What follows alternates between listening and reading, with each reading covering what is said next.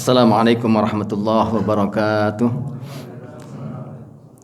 Alhamdulillah nahmaduhu wa nasta'inuhu wa nastaghfiruh wa nu'minu bihi wa natawakkalu alaihi wa na'udzu billahi min syururi anfusina wa min sayyiati a'malina may yahdihillahu fala mudilla lahu wa may yudlilhu fala hadiyalah. Asyhadu an la ilaha illallah wahdahu la syarika lah wa asyhadu anna Muhammadan abduhu wa rasuluhu alladzi la nabiyya ba'dahu ila yaumil qiyamah. Allahumma salli wa sallim wa barik ala nabiyyina Muhammadin ibn Abdillah wa ala alihi wa ashabihi wa man walah. Rabbi shrah li sadri wa yassir li amri wahlul 'uqdatam min lisani yafqahu qawli. Rabbana subhanaka la ilma lana illa ma 'allamtana innaka antal alimul hakim. Iftah lana bi rahmatika wansur alaina khazain rahmatika ya dzal jalali wal ikram. Allahumma ma 'allamtana faratutna hajatina ilaihi wa la tansana ya rabbal alamin. Alhamdulillah rabbil alamin. Para jamaah rahmati Allah. Dan intinya senantiasa kita panjatkan puji syukur Allah Subhanahu wa taala atas limpahan nikmat curahan rahmat yang Allah berikan kepada kita. Malam hari ini dimudahkan langkah kaki kita di tempat yang mulia ini untuk sama-sama menunaikan perintah yang agung, yaitu salat maghrib dengan berjamaah. Dilanjutkan dengan zikir, doa, salat ba'diyah, dan kita niatkan untuk memperpanjang daripada i'tikaf kita sampai isya nanti. Mudah-mudahan segala amal kebaikan kita diterima oleh Allah Subhanahu wa taala. Sallallahu alaihi wasallam semoga terlimpah curahkan kepada junjungan kita baginda Nabi Muhammad sallallahu alaihi wasallam, seluruh keluarga yang suci, para sahabat yang mulia, dan seluruh para pengikutnya setia sampai akhir zaman nanti.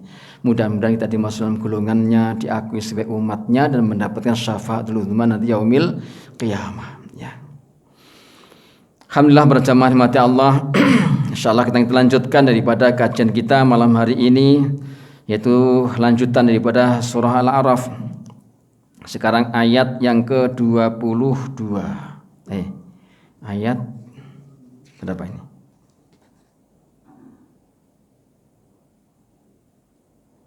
Dua ya.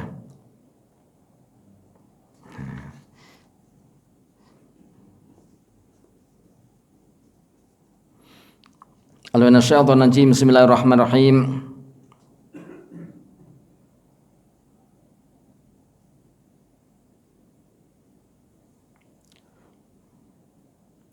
فدلاهما بغرور فلما ذاقا الشجرة بدت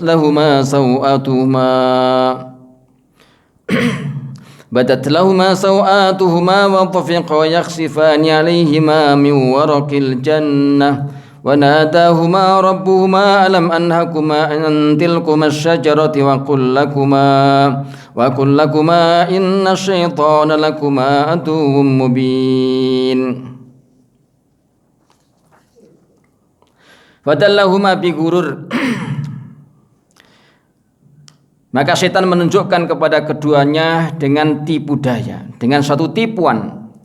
Falamma dzaka syajarata, maka ketika keduanya telah merasakan daripada buah pohon tersebut, badat lahuma, maka nampak keduanya sawatuhuma, keburukan keduanya, atau auratnya terbuka, ya. Wa tafiqa yakhsifani alaihima, maka segeralah keduanya menutupi atas keduanya miwarakil jannah, dari daun-daun surga. Wa nadahuma rabbuhuma, dan Tuhan keduanya memanggil keduanya, alam anhakuma, bukankah aku telah melarang kalian berdua, antilkuma syajarati, daripada pohon tersebut. Wa aqul lakum, dan aku katakan pada kalian, inna syaitana lakuma aduwwun, bahwasanya setan itu adalah musuh yang nyata bagi kalian berdua. Ini karena tipuan. Satu kisah sejarah yang diceritakan Allah kepada kita semuanya dengan jalan wahyu. Ilah namanya sebagai berita gaib yang tidak diketahui kecuali dengan jalan wahyu. Itu namanya berita gaib. Gitu ya. Kisah bagaimana kakek moyang kita Adam alaihissalam sampai nanti dikeluarkan di surga itu. Jadi setelah Nabi Adam alaihissalam bersama istrinya itu disuruh masuk ke dalam surga, dan disuruh untuklah hidup di tempat itu, dipersilahkan untuk makan apa saja yang di dalamnya, kecuali satu pohon yang dilarang untuk mendekatinya, gitu ya. Sementara iblis diusir dari surga itu, keluar daripada istana surga. Melihat kehidupan Adam dan Hawa dalam surga yang begitu enak, nikmat, senang, gembira, maka disitulah mulai muncul rasa kedengkian, rasa hasad, iri hati. Akhirnya apa? Maka iblis usaha bagaimana untuk menyesatkan daripada Adam ini, gitu ya, menggelincirkan daripada Adam itu. Maka berusaha. Maka suatu tafsir, ya, jadi Mukhallabid di dalam tafsirnya daripada Imam An-Nawawi terangkan di situ, iblis itu berdiri di depan pintu surga itu selama 300 tahun. 300 tahun. Sehingga selama itu maka bisa bertemu dengan Adam.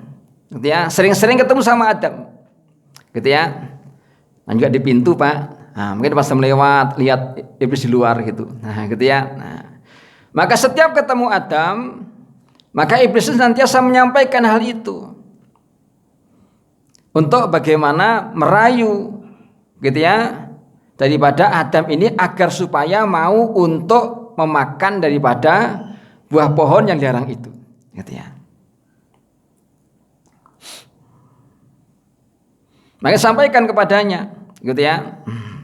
Setiap ketemu Adam, sampaikan, wahai Adam, tahukah kamu kenapa Allah melarangmu berdua untuk memakan itu? Karena Allah tidak ingin kamu menjadi seperti malaikat, gitu ya, yang nggak punya daripada nafsu sebagaimana malaikat, gitu ya. Dan Allah tidak inginkan kamu kekal dalam surga itu. Nah, makanya dilarang.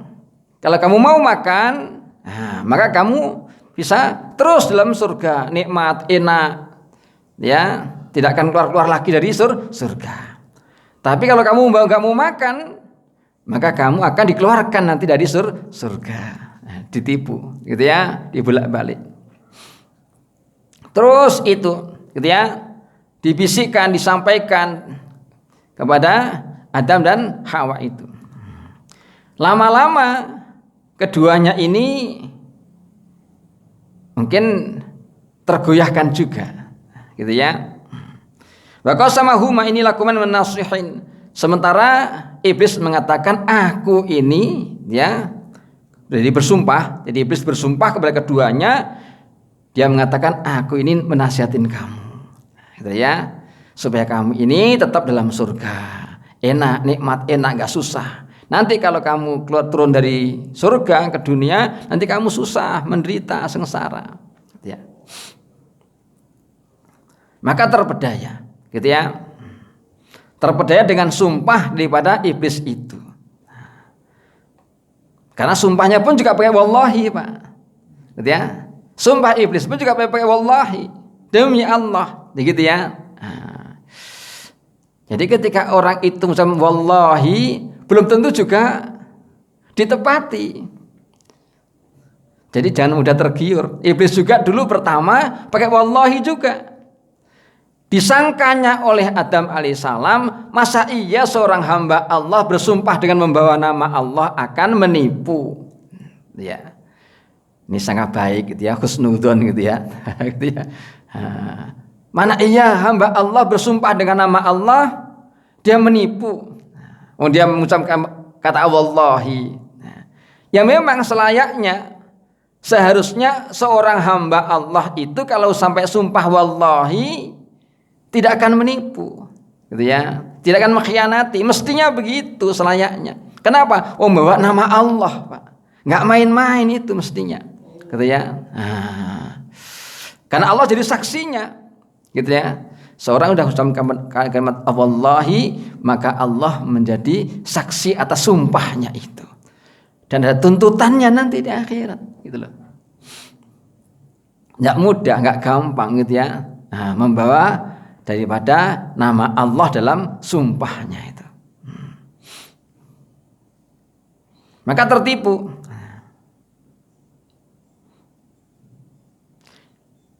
Akhirnya dengan keduanya memakan buah itu, maka terbukalah daripada pakaiannya. Yang kemarin saya sampaikan bahwasanya pakaian itu daripada nur yang dibekukan oleh Allah Subhanahu wa taala menutupi daripada tubuhnya ini. Pakaian surga yang sangat indah sekali. Gitu ya. Karena keduanya telah maksiat, durhaka kepada Allah, melanggar daripada larangan Allah, akhirnya terbuka itu. Gitu ya. Sehingga nampaklah daripada keburukan keduanya, artinya auratnya jadi terbuka. Namanya aurat, namanya sau'atuhuma. Jadi aurat itu menjadi sesuatu hal yang buruk bila nampak gitu. Sehingga keduanya saling melihat daripada auratnya. Adam melihat daripada aurat istrinya, begitupun Hawa kepada suaminya Adam. Maka akhirnya buru-burulah keduanya menutupi dengan daun-daun yang ada di surga itu. Ini saya terangkan bahwasanya itu daun buah tin. Ada buah tin itu maka dirancang-rancang gitu ya, akhirnya untuk menutupi daripada tubuhnya ini agar supaya tak nampak daripada auratnya. Betul, Pak. Akhirnya setelah terjadi itu, barulah Allah menegur kepada keduanya. Wahai Adam dan Hawa, kan sudah kusampaikan kepada kalian, gitu ya, bahwasanya Allah melarang kepada kalian berdua untuk mendekati pohon itu, apalagi memakan daripada buahnya. Dan katakan kepada kalian bahwa syaitan itu adalah musuh yang nyata buat kalian. Ya. Apapun yang diucapkannya, apapun yang dibisikkannya kepadamu, walaupun dengan sumpahnya sekalipun, tetap itu suatu tipu daya saja. Nah, gitu ya.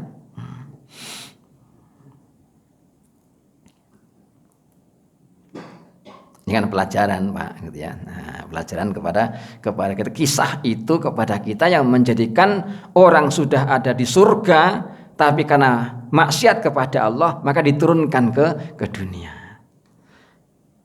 Yang satu dikeluarkan di surga karena dia itu melanggar perintah Allah dengan kesombongan.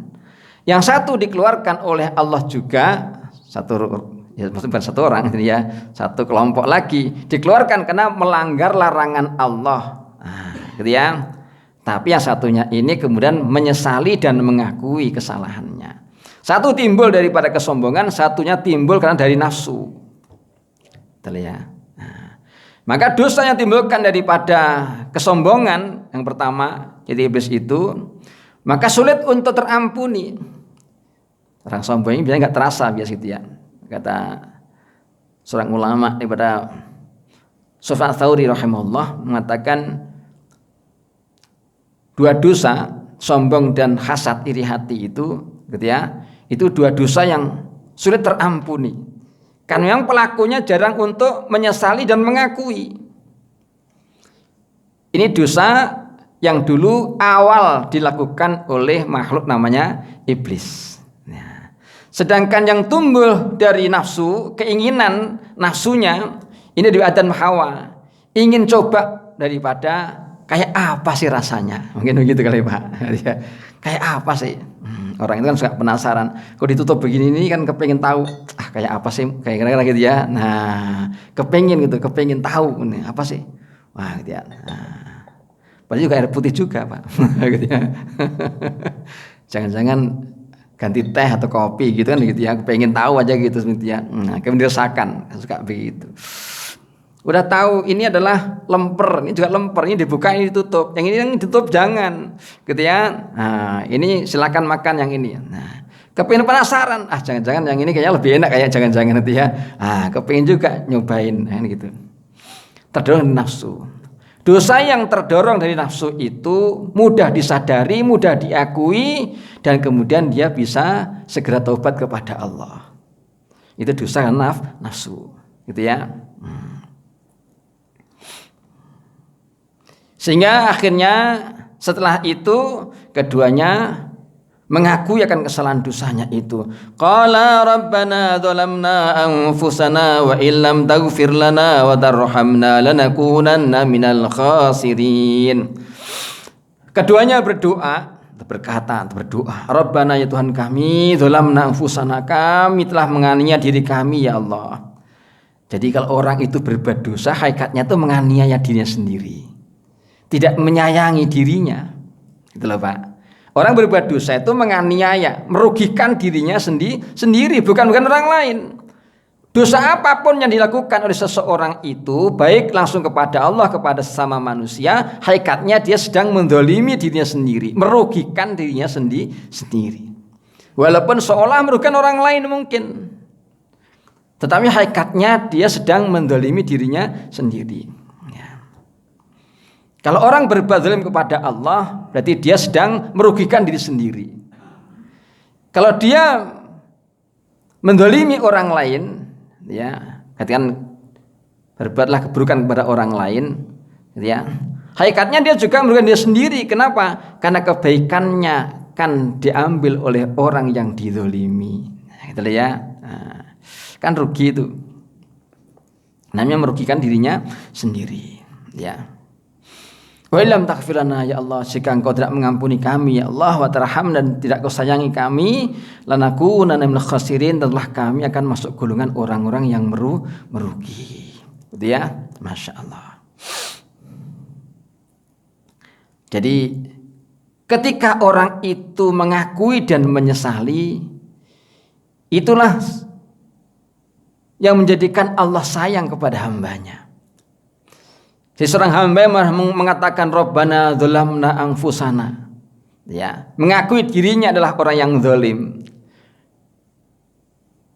mengaku dirinya bersalah, gitu ya, pengakuan, gitu ya. Kemudian menyatakan bahwasanya tidak ada yang bisa mengampuni kecuali hanya Allah, dan mohon ampun kepada Allah. Itulah perkataan yang sangat disukai oleh Allah.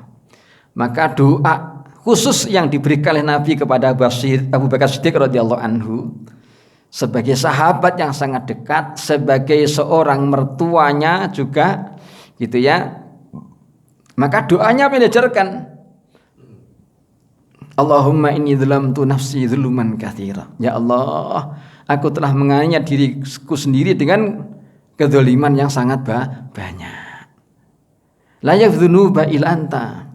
Tidak ada yang bisa mengampuni dosa ini ya Allah, hanya Engkau. Faghfir li dzunubi, maka belah kami ya Allah. Nah, gitu ya. Ini pengakuan. Nah, jadi Allah itu senang kalau hambanya itu ngaku salah. Gitu ya.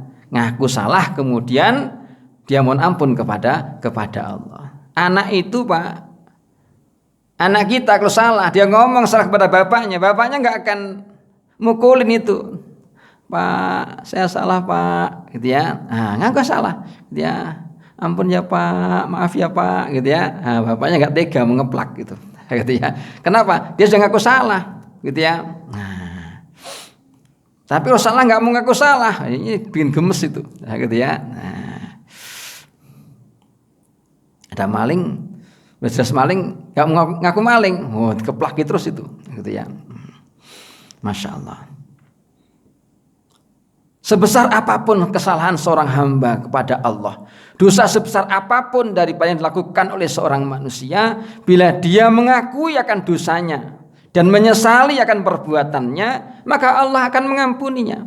Aku tidak peduli kepada hambaku yang dia berbuat dosa sampailah memenuhi daripada bumi dan langit, selama dia bertobat kepadaku, mengakui dan menyesali, maka akan kuterima tobatnya dan aku enggak peduli. Sayangnya Allah luar biasa. Ada seorang Bani Israel Pak, namanya Kefir. Nah, sekarang ada namanya Kefir dia. Nah, namanya Kefir namanya. Dia ini dalam riwayat seorang yang dosanya mengalahkan manusia seluruh dunia. Namanya Kefir itu. Nah, Kefir ini sudah banyak orang dibunuh dengan tangannya itu. Membunuh orang itu kayak biasa aja. Berzina dengan siapa saja.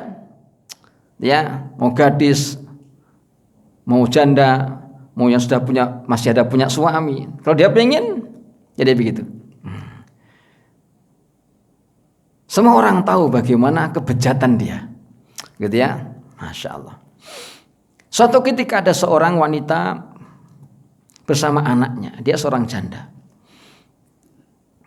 Anaknya ini, 2 anaknya dibawa, 3 anaknya dibawa itu sudah beberapa hari tidak makan. Melihat anaknya tidak makan, kelapar, dia kasihan seorang ibu. Nah, ibu ini Pak biasanya sayangnya kepada anaknya, nggak tahan melihat kalau anaknya kelaparan, kan begitu. Nah, sampai di situ, tahu sakit, gitu ya, sakit ataupun lapar, kan begitu. Maka sudah tidak jalan lagi. Bagaimana caranya ini? Kecuali dia pinjam kepada kefir itu. Nah, akhirnya datanglah ke situ. Karena enggak tega melihat daripada anaknya ini sampai mati nanti kelaparan. Karena beberapa hari enggak makan, pucat badannya.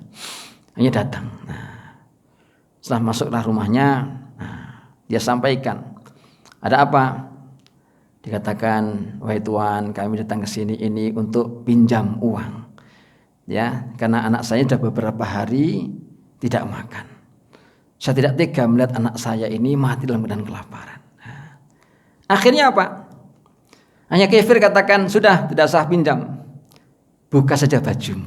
Nah, buka saja bajumu. Nah, jadi gitu. Maka seorang ibu ini bingung. Ya Allah, saya tahu bahwa saya ini perbuatan dosa, gitu ya. Tapi aku tidak tega aku melihat daripada anakku mati kelaparan. Jadi gitu. Nah, sehingga dia rela untuk korbankan diri untuk disiksa oleh Allah, tapi nggak tega dia melihat daripada anak-anaknya mati kelaparan. Jadi gitu. Artinya apa? Menyampaikan, ya Allah, aku rela engkau siksa ya Allah. Ya. Karena demi anak-anakku yang kelaparan. Aku nggak tega melihat daripada anakku kelaparan. Ya. Nah, udah itu. Dia sudah buka daripada pakaiannya, gitu ya. Dan kafir pun juga sudah buka pakaiannya. Begitu sudah di atas daripada badannya itu si perempuan, maka si perempuan nangis. Jadi badannya gemetar, jantungnya ini kayak mendidih gitu. Karena rasa takutnya kepada Allah Subhanahu Wa Taala. Jadi merasakan, ya Allah, ya ini dosa. Antara dosa dengan tidak tega gitu. Ini dosa, tapi saya tidak tega. Jadi gitu. Jadi badannya gemetar suaranya tuh, ya, air matanya meleleh, ya, sampai panas air matanya tuh. Tanya tuh. Jadi air mata itu Pak, kalau benar-benar rasa takut pada Allah itu, air matanya agak panas gitu, katanya begitu. Nah, kalau air matanya masih dingin, jadi belum seberapa gitu Pak. Gitu ya. Mungkin suasana semua karena yang lainnya nangis, jadi ikut nangis juga gitu ya. Apalagi doanya tuh mantap gitu ya. Nah, pojok nangis, sono nangis dia, akhirnya ikut nangis juga gitu ya. Cuman masih belum panas, masih dingin. Nah, berarti masih itu takut suasana Mas gitu ya. Nah, nanti lama-lama mudah-mudahan bisa nangis beneran yang takut kepada Allah Subhanahu Wa Taala. Jadi panas katanya. Nah, maka terasa. Akhirnya ditanya, kenapa kamu sampai seperti ini? Dikatakan, wahai Tuhan, saya takut kepada Allah Subhanahu Wa Taala. Kalau sekiranya aku berzina, paling seberapalah rasa enaknya itu. Tetapi nanti di akhirat, maka siksaan Allah itu masanya sangat panjang dan lama. Tetapi saya tidak tega kalau melihat anak saya juga mati kelaparan, gitu ya. Maka melihat seperti itu, akhirnya kafir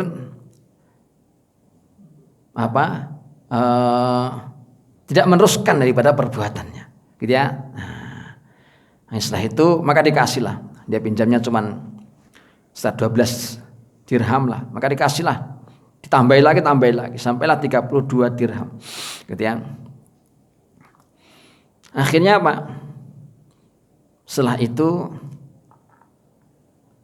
kafir ini mengakui kan dosanya. Ya Allah, hamba-Mu baru sekali saja mau berbuat dosa. Begitu takutnya kepada Engkau ya Allah. Sementara Engkau lihat daripada diriku, gitu ya, sudah sangat besar dosanya, gitu ya. Nah, maka dia menangis luar biasa. Dia menangis menjerit, ditutup daripada pintunya, dia menangis kuat-kuatnya. Dia menangis, dia bertobat kepada Allah, minta mohon ampun kepada Allah Subhanahu wa taala. Ya Allah, jika taubatku ini kau terima ya Allah, sampaikan kepada kekasihmu Nabi Musa alaihissalam agar menyampaikan berita itu kepadaku. Tetapi ya Allah, jika engkau tidak terima daripada taubatku ya Allah, siksalah aku di kubur nanti ya Allah. Tapi jangan kau siksa aku nanti di akhiratmu ya Allah. Wah, nangis betul-betul tuh. Ya. Akhirnya berita itu sampaikan kepada Nabi Musa alaihissalam. Gitu ya. Bahwasanya taubatnya diterima oleh Allah. Maka tidak lama daripada itu Kafir ini meninggal. Karena banyaknya menangis, banyaknya takut kepada Allah di akhir kehidupannya. Gitu ya. Maka dikatakan, wahai Musa, maka solati dia. Dia adalah kekasihku, dia adalah waliku. Nah, gitu ya. Maka sampaikan, gitu ya, oleh Nabi Musa AS kepada masyarakat, siapa yang mau menyolatkan kepada kafir ini, dia adalah waliullah. Orang masyarakat semuanya mencibir, apa dia, gitu ya. Orang dosanya sudah nggak bisa terbilang katanya dah. Udah bejat lah kalau gitu ya. Udah bujat kalau gitu Pak Ben. Bejat ya, bujat orangnya sudah gitu ya. Udah rusak. Mana ada dia ini seorang waliullah. Kayak kata Nabi Musa, ya sudah. Kalau memang kalian tidak mau mensalatkan nggak apa-apa. Karena memang setahu kalian seperti itu. Tapi ketahuilah dia ini adalah waliullah. Kasih Allah. Jadi gitu ya. Masya Allah. Nah, oleh Nabi Musa ya disolatkan, gitu ya. Nah, sekarang ya dimandikan, dikafani, solatkan, kemudian dikuburkan oleh Nabi Musa alaihissalam, dan dia dianggap sebagai kekasih Allah. Nah, jadi itu loh Pak. Masya Allah. Artinya apa? Memberikan daripada peluang kepada siapapun juga. Yang dulu latar belakangnya apapun keadaannya, kalau betul-betul dia ini mengakui, gitu ya, menyadari, kemudian dia ini meninggalkannya betul-betul, maka diampuni oleh Allah. Ya. Maka kata ahli hukama itu, sudah selayaknya bagi orang-orang yang berakal itu bertobat kepada Allah. Nah, seorang bertobat kepada Allah itu pertama mengawali dengan istighfar bil lisan. Istighfar bil lisan. Banyak baca istighfar kepada Allah. Astagfirullah, astagfirullah, astagfirullah. Gitu ya, banyak-banyak istighfar. Gitu ya. Yang pertama. Yang kedua adalah an-nadmu, yaitu menyesali. Ya, menyesali daripada apa yang diperbuatnya itu. Ya, istighfar dengan mengakui perbuatan kesalahannya, ya Allah, saya banyak dosa ya Allah. Ya, nah, dengan lafaz apapun juga. Boleh dengan astagfirullah, astagfirullah, astagfirullah. Boleh astagfirullahaladzim, astagfirullahaladzim. Boleh astagfirullahaladzim alladzi la ilaha illa huwal qayyum atubu ilaih. Nah, banyak-banyak begitu. Kau panjang lagi boleh. Allahumma anta rabbi la ilaha illa anta khalaqtani wa ana abduka wa ana ala ahdika wa wa'dika mastata'tu a'udzubika min syarri ma sana'tu abu'u laka bi ni'matika alayya wa abu'u bi dhanbi faghfirli fa innahu la yaghfiru dzunuba illa anta. Gitu ya. Namanya sayyidul istighfar. Atau yang biasa dibaca Nabi itu, Rabbi firli warhamni wa tub alayya. Rabbi firli warhamni wa tub alayya. Ya. Atau banyak baca la ilaha illa anta subhanaka inni kuntu minadz zalimin. Atau juga doa seperti itu juga, Rabbana dzalamna anfusana wa illam taghfir lana wa tarhamna lanakunanna minal khasirin. Lafaz manalah yang boleh. Gitu ya. Setiap kita ini Pak mesti ada apa namanya perbuatan kesalahan dosa dulu lah gitu ya. Maka sangat patut sekiranya mulai sekarang ini taubatan qoblal maut. Nah, taubat sebelum mati. Kapan lagi kita kan taubat kalau bukan sekarang ini? Kan gitu. Taubatan qoblal maut, sebelum kematian.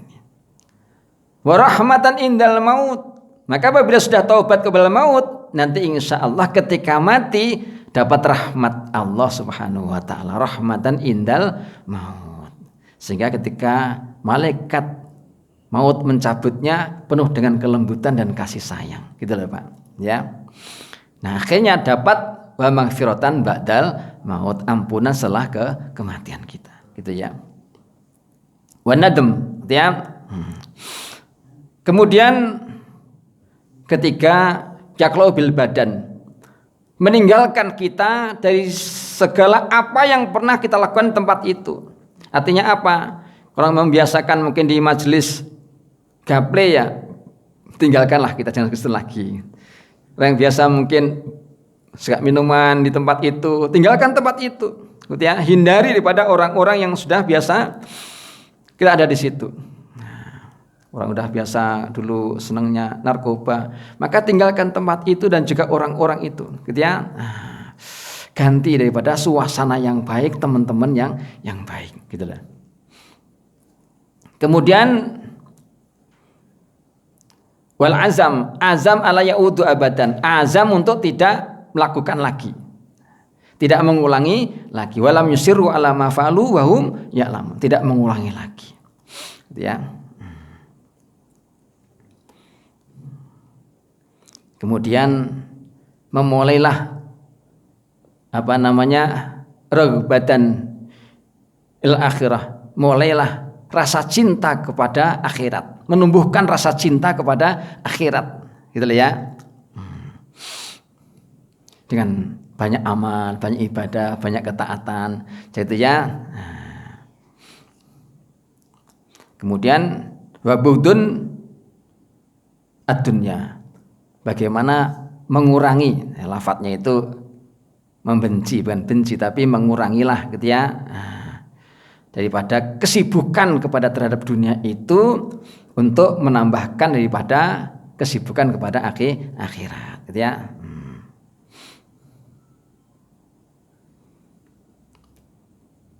Jadi biasanya yang mungkin dalam seharian sibuk penuh dengan dunia, maka mengurangilah, gitu ya. Mengurangi pada kesibukan dunia untuk bagaimana menambahkan masa waktunya untuk akhirat, gitu ya. Kemudian qilatul kalam, mulai mengurangi pembicaraan yang nggak manfaat, ya, kurangi sedikit. Karena orang lo banyak ngomong biasanya terus banyak salahnya, kan gitu ya Pak. Kalau banyak salahnya maka banyak dosanya. Banyak dosanya, ya neraka tempat tinggal yang banyak dosanya, kan gitu ya. Nah, maka kurangi, ya. Jadi baik secara langsung ataupun secara tidak langsung, pakai komen Pak. Nah, ngomongnya nggak banyak, cuman komennya banyak, sama saja juga Pak. Komen lebih banyak, lebih bahaya malah sekarang ini, gitu ya. Karena yang baca yang baca nggak cuman orang ini, sampai di mana-mana, gitu ya. Masya Allah. Maka kurangi, gitu ya. Enggak perlu nggak usah komen-komen lah, gitu ya. Nah, gitu ya. Kecuali yang memberi manfaat, ya, yang dibaca, yang didengar, yang beri manfaat, nah, boleh, ya.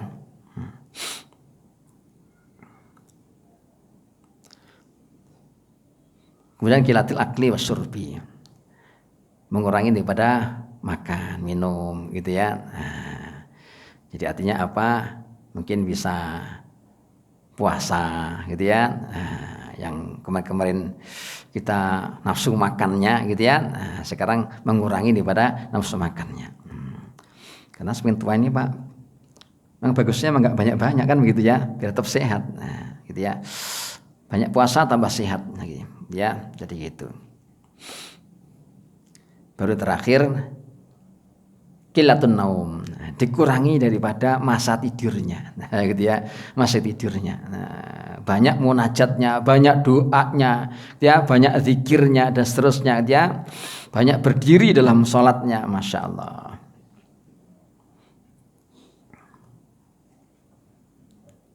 Kita mengusahakannya, gitu ya Pak. Nah, sekemampuan kita, gitu ya, sedikit demi sedikit, gitu ya. Ilah satu kalimat yang Allah berikan kepada Adam AS sebagai bentuk taubatnya Nabi Adam yang akhirnya diterima oleh Allah. Fatalaqa Adamu min rabbihi kalimatin fataba alaih.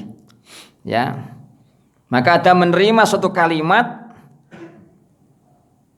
suatu beberapa kalimat dari Tuhannya, maka dengan kalimat itulah Allah menerima taubatnya. Itu apa? Rabbana dzalamna anfusana wa illam taghfir lana wa tarhamna nakunanna minal khasirin.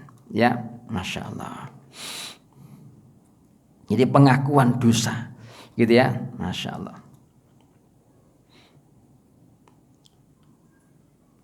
Nabi Adam itu sekali berbuat dosa, sekali saja berbuat dosa, gitu ya. Maka ada 4 hal yang menjadikan daripada dirinya itu ditarbiyah oleh Allah. Dan menjadikan umat Nabi Muhammad menjadi satu umat yang menjadi mulia karenanya. Ya. 1, kata Nabi Adam, dibandingkan Nabi akhir zaman itu, umat kita ini Nabi Muhammad SAW ini, gitu ya. Kelebihannya, keutamaan daripada umat akhir zaman dibandingkan Nabi Adam alaihissalam.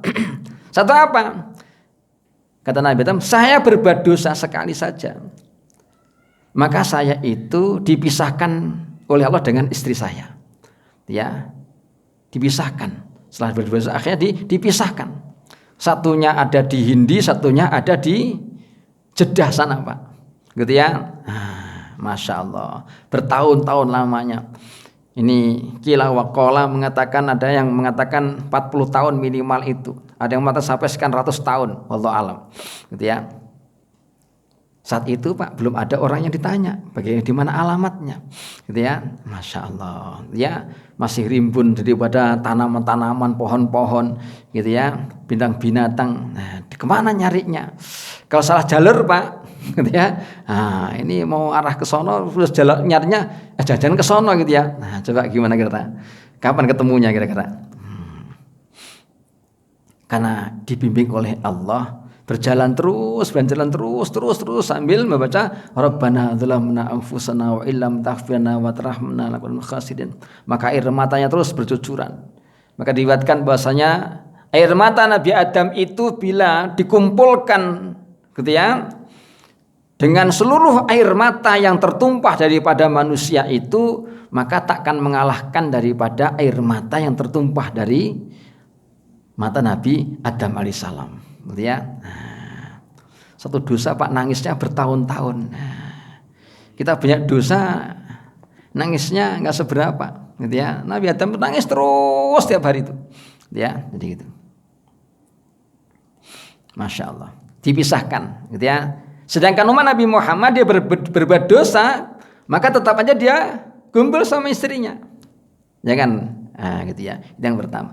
Yang kedua, Nabi Adam berbuat dosa, maka langsung dibuka daripada pakaiannya, auratnya terbuka. Nah, sementara umat Nabi Muhammad maksiatnya terbuka auratnya malah, gitu ya. Tetapi Allah tutupi. Coba bayangin, Nabi Adam berbuat dosa dalam keadaan pakai pakaian yang bagus tuh, Mak. Kemudian dibuka oleh Allah auratnya, terbuka. Sementara umat Nabi Muhammad maksiatnya terbuka itu. Masya Allah, berbuat dosanya terbuka auratnya, tapi ditutupi oleh Allah sehingga gak kelihatan. Masya Allah. Kedua. Yang ketiga, Nabi Adam berbuat dosa, maka taubatnya baru diterima ada di Arafah sana. Bertahun-tahun Pak, akhirnya ketemu dengan istrinya di Arafah sana, gitu ya. Nah, sedangkan umat Nabi Muhammad dia berbuat dosa di mana saja dia bertaubat maka diterima oleh Allah Subhanahu wa taala. Tidak harus ke Arafah sana, gitu ya. Nah, dimanapun dia bertaubat maka kan diterima oleh Allah, gitu ya. Kemudian yang keempat, ya, keistimewaannya adalah apa? Nabi Adam berbuat dosa diturunkan dari surga ke bumi. Tapi umat Nabi Muhammad berbuat dosa di bumi, kalau dia bertobat maka akan dimasukkan dalam surga. Nah, enak ya. Jadi begitu kira-kira. Masya Allah. Ini keistimewaan, ya. Qala bitu ba'dukum li ba'din nadu wa lakum fil ardi mustaqarrun wa mata'un ila hin. Qala Allah berfirman, ihbitu, turunlah kalian. Ba'dukum li ba'din aduun, sebagian kalian terhadap sebagian yang lain menjadi musuh. Wa lakum fil ardi mustaqarrun, dan bagi kalian di bumi tempat tinggal. Wa mata'un, dan tempat bersenang-senang ila hin, sampai waktu yang ditentukan. Yang pertama itu kan cuma diusir Pak, tidak disuruh turun. Jadi iblisnya diusir dulu, keluar daripada istana surga, gitu ya, di luar pagar lah di sini mungkin. Nah, dulu dalam pagar, gitu ya, tempat indah lah, gitu ya. Maka disuruh keluar, kamu keluar, gitu ya. Nabi Adam suruh untuk dalam istana dengan berbagai macam hidangan makanan apa yang ada di situ, gitu ya. Maka dia di luar, gitu ya. Makanya tadi. Maka dia berdiri di pintu, ya, selama 300 tahun lamanya, seperti itu. Maka setiap ketemu Nabi Adam, gitu ya, sampaikan, Adam ini terus begitu, selama 300 tahun. Nah, akhirnya terpedaya juga, akhirnya, gitu ya, masya Allah. Kenapa? Karena iblis itu bersumpah dengan nama Allah. Dengan sumpah itu maka terpedaya dirinya. Yang kedua, akhirnya ada rasa ingin untuk mencoba daripada apa yang itu.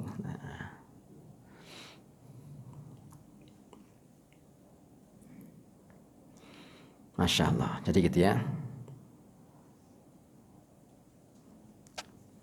Akhirnya setelah Nabi Adam ini melanggar daripada larangan, akhirnya semua diusir dari surga, disuruh turun dari surga. Lafaznya ihbitu ba'dukum li ba'din aduun, turunlah kalian sebagian kalian terhadap sebagian kalian akan menjadi musuh. Maka di dunia ini Pak, di dunia ini maka senantiasa manusia ini kan bermusuhan, gitu ya. Kenapa? Karena satu adalah orang yang berjalan di atas kebenaran, yang satu berjalan di atas keburukan, kebatilan. Jadi al-haq dan al-batil itu nggak bisa untuk bersatu, nggak bisa, gitu ya. Orang mengikuti Allah dan Rasulnya dengan orang mengikuti daripada jalan iblis setan ini nggak bisa menyatu, gitu ya. Maka di dunia terus ya begitu. Di mana kita berdiri, disitulah nanti pasti akan ada penghalang penghadangnya. Jadi gitu. Apabila seorang berdiri pada jalan yang hak, gitu ya, pasti akan berhadapan daripada golongan orang yang berada dalam jalan batil. Jadi begitu kira-kira, ya. Setan tak akan biarkan. Maka dalam sumpah yang lalu mengatakan bahwasanya akan kudatangi mereka. Pertama, la'uwiyannahum ajmain, akan kusesatkan mereka semuanya. Illa ibadaka minhumul mukhlasin, kecuali hamba-hambamu yang ikhlas, ya. Dan kemudian sumpahnya latihan nahum, akan kudatangi mereka min aidihim, dari arah depan mereka, wa min waraihim, dari belakang mereka, wa an aimanihim, dari kanan mereka, wa an syamalihim, dari kiri mereka. Tidak ada satu jalan pun kecuali akan dihadang oleh setan. Orang yang mau berjalan dalam kebaikan, kebenaran itu tak akan dibiarkan oleh setan itu, maka akan dihadang, gitu ya. Baik dengan cara yang langsung ataupun secara yang lembut, gitu. Kalau namanya orang itu berjalan dalam kebenaran tetap aja begitu, nggak bisa juga dihalangin, ya sudah, diteruskan saja.